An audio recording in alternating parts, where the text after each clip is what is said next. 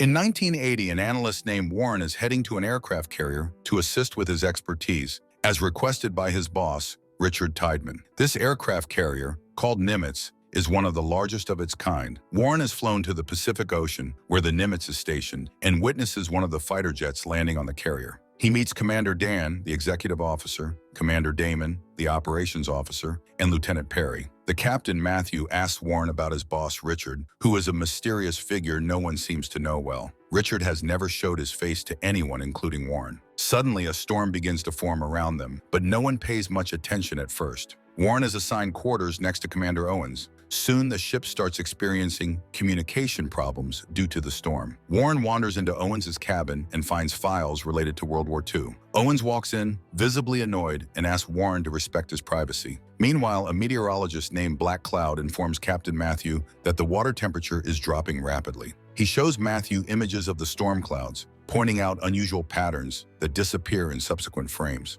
Later, a new pilot is signaled to land on the carrier. The crew gathers to assist with the landing. As they make adjustments, a glowing blue vortex surrounded by lightning suddenly appears. The carrier's GPS and transmitters fail. A high-pitched noise starts affecting the crew, causing visible discomfort as they enter the vortex. Once they pass through, everything calms down. However, the pilot and his jet have vanished, leaving everyone shocked. Matthew orders the crew to return to their positions. Moments later, the pilot and his jet reappear in the sky. The plane lands, and they extract the pilot from the cockpit, but he is unconscious. Matthew is then informed that the carrier has completely lost communication with the outside world, and their GPS is malfunctioning. He instructs Owens to deploy a helicopter and another plane to establish contact with their base. The crew grows restless, demanding answers. Matthew addresses them, trying to calm their nerves, and promises to explain once he understands the situation fully. He convenes a meeting with the ranking officers and suggests they might be under attack. Commander Dan assures him that neither the ship nor the crew has sustained any damage.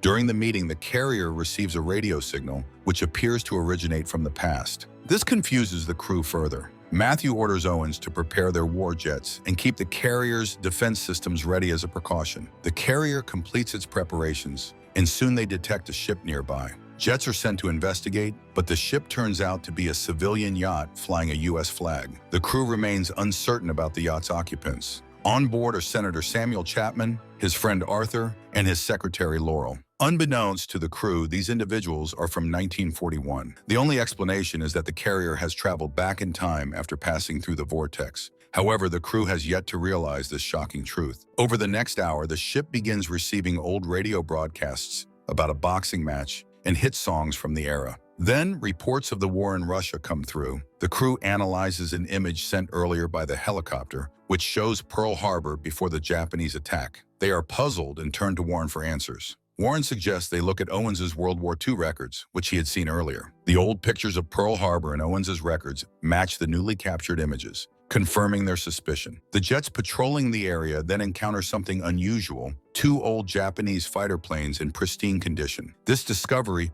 shocks Matthew and the crew. Later, Warren proposes that they might have traveled back to 1941. He explains theories about black holes and the possibility of time travel. Suddenly, the Japanese planes attack the senator's yacht, killing Arthur and the captain. Laurel, Samuel, and another man manage to jump into the water before the Japanese destroy the yacht. The patrolling jets report this to Matthew, who now firmly believes they are in 1941. Based on the radio broadcast, he deduces that the date is December 6, 1941, the day before the infamous attack on Pearl Harbor. The Japanese planes then kill the man with Samuel, leaving only Laurel, her dog Charlie, and Samuel alive. Matthew orders the patrolling jets to intimidate the Japanese but not engage. However, when the Japanese planes attack, Matthew authorizes them to fire. The modern U.S. jets, vastly superior in speed, flight capability, and aerial maneuvering, easily destroyed the two Japanese planes. The radar then detects more Japanese fleet movements toward Pearl Harbor. Matthew instructs Owens to rescue the Americans from the water. Owens takes a large helicopter and rescues Samuel, Laurel, and her dog. Samuel, mesmerized by the advanced aircraft, asks what kind of machine it is. Owens explains that it is part of an aircraft carrier and introduces himself. When Samuel identifies himself as Senator Samuel Chapman, Owens is stunned. Meanwhile, another helicopter rescues one of the Japanese pilots, Samura, who survived the engagement. Samura is brought to the carrier, where he witnesses a modern jet landing. He is amazed by the advanced technology, clearly beyond anything he has seen. The patrolling jets report that the Japanese fleet is nearing Pearl Harbor. Matthew convenes a meeting with Dan, Owens, and Warren. During the discussion, Dan proposes that they use the Nimitz to destroy the Japanese fleet before the attack on Pearl Harbor. Warren, however, cautions them about the classic time paradox. He explains that if someone travels back in time and kills their grandfather before their father is born, they would never exist to carry out the act in the first place. This leaves the crew grappling with the moral and logical implications of interfering with history. Owens and Dan strongly argue that they should attack the Japanese fleet because, as a U.S. warship, they cannot stand by and watch Americans be attacked. Matthew firmly responds that their duty is to defend America, past, present, or future, and to serve whoever is in the chain of command, which, in 1941, is President Franklin Roosevelt. Later, Samuel demands to meet the captain, but Matthew is occupied. Samuel remains puzzled by the advanced technology of the ship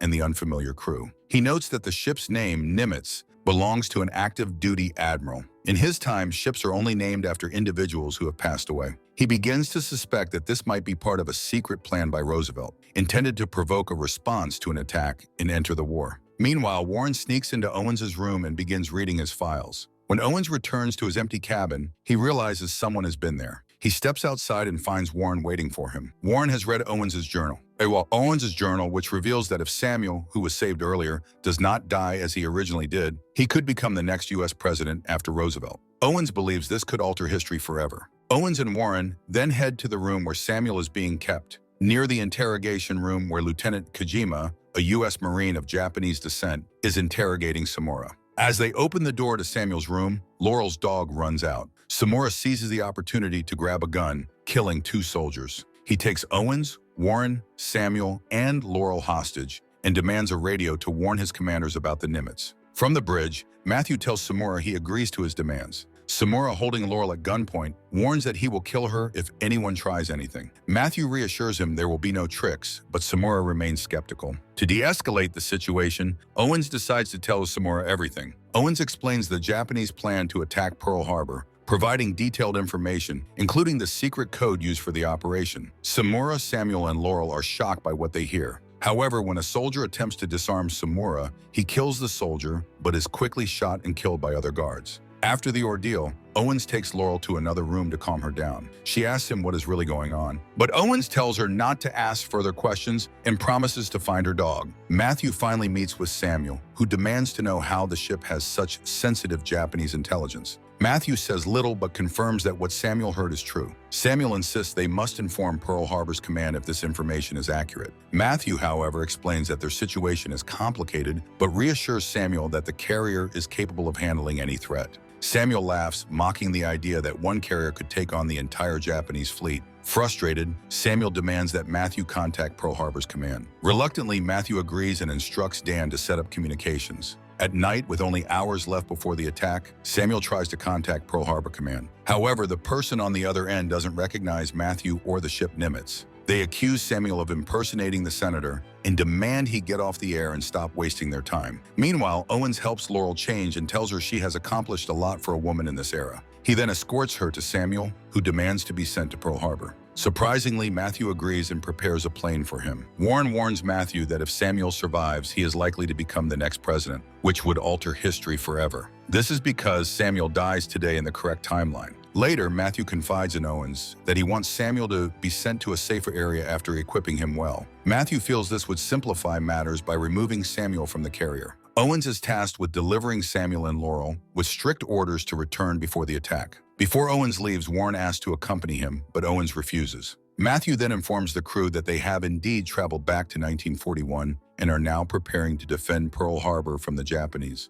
a battle that was once lost. The entire crew gears up for battle, arming themselves with everything at their disposal. Next, Owens lands on a small island, but when Samuel disembarks, he realizes it isn't Pearl Harbor. Furious, Samuel grabs a flare gun while Owens and Laurel are talking outside. He points the flare gun at the helicopter pilot and forces him to take off for Pearl Harbor. Owens tries to board the helicopter but falls into the water. During a struggle to disarm Samuel, the flare gun accidentally discharges, causing the helicopter to explode. Matthew learns of this and launches an attack, sending multiple jets airborne. Meanwhile, Laurel notices a ration package labeled 1979, confirming to her that the crew is from the future. She says nothing but becomes visibly uneasy. Soon, the Japanese jets begin heading toward Pearl Harbor, while the Nimitz's jets move to intercept. Suddenly, the blue vortex that had transported them to 1941 reappears. The ship attempts to evade it, but the vortex changes course to follow them. Matthew decides to recall the jets to the carrier, despite Warren urging him to seize the opportunity to reshape the future. Warren argues they could avoid countless mistakes over the next 40 years.